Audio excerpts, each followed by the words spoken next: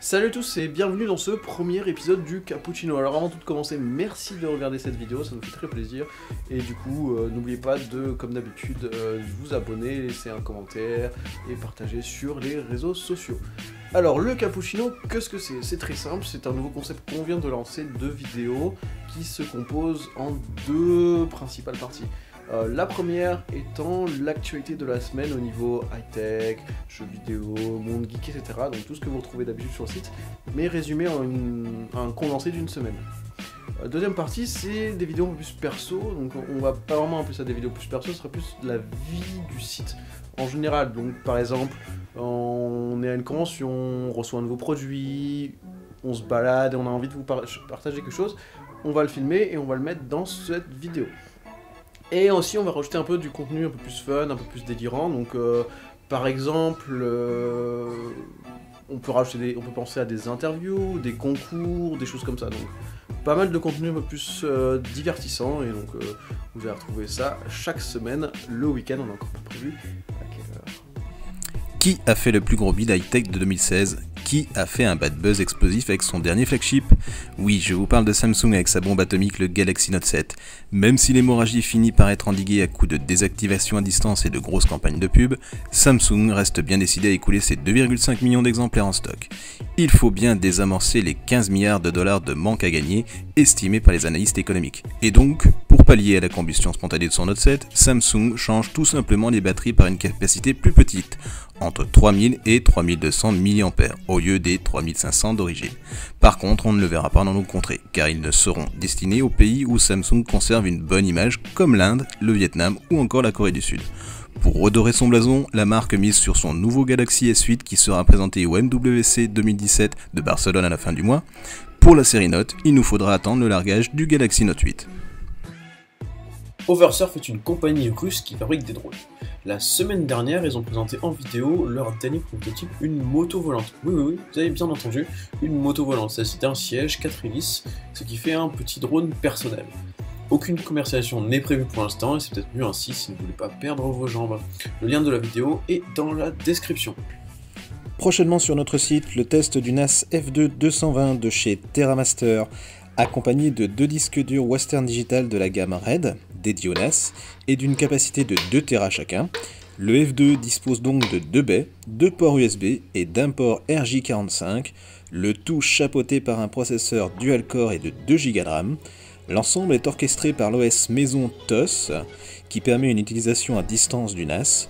Son prix est plutôt attractif puisqu'il est disponible à 179 € sur Amazon et comptait environ 100 € par disque.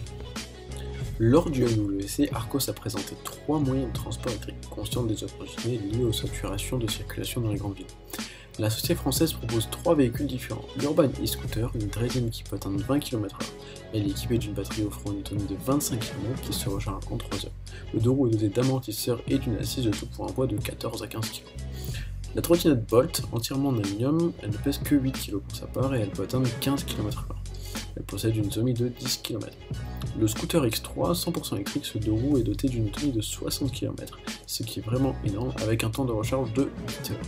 Il permet de circuler aisément dans la jungle urbaine grâce à sa grande maniabilité.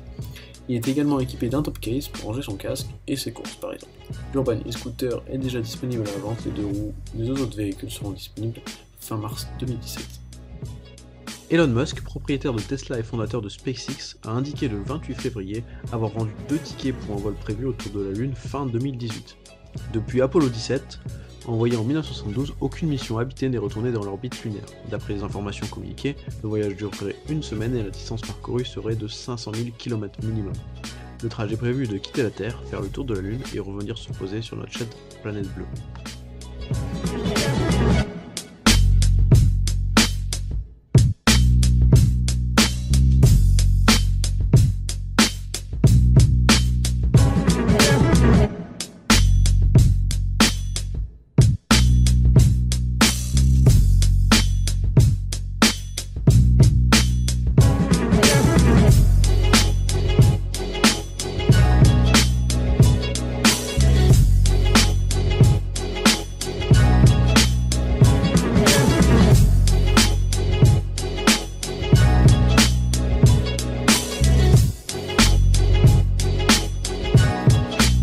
Xiaomi vient de présenter son nouveau processeur développé en interne.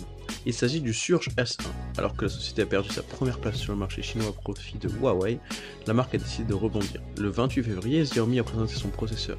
Le socle est composé d'un processeur central à 4 cœurs ARM Cortex A53, cadencé à 2,2 GHz, et 4 autres cœurs ARM Cortex A53, cadencés à 1,4 GHz. La fréquence des 4 cœurs les plus puissants est plus élevée que ceux du Snapdragon 625 de Qualcomm, composé de 8 Cortex A53 à 2 GHz. Il sera fabriqué avec un procédé en 28 nanomètres HPC. Ce processeur ne compte pas rivaliser avec le dernier Qualcomm Snapdragon 835, il s'attaque plutôt à la série 600 ou à l'Helio P20 de MediaTek.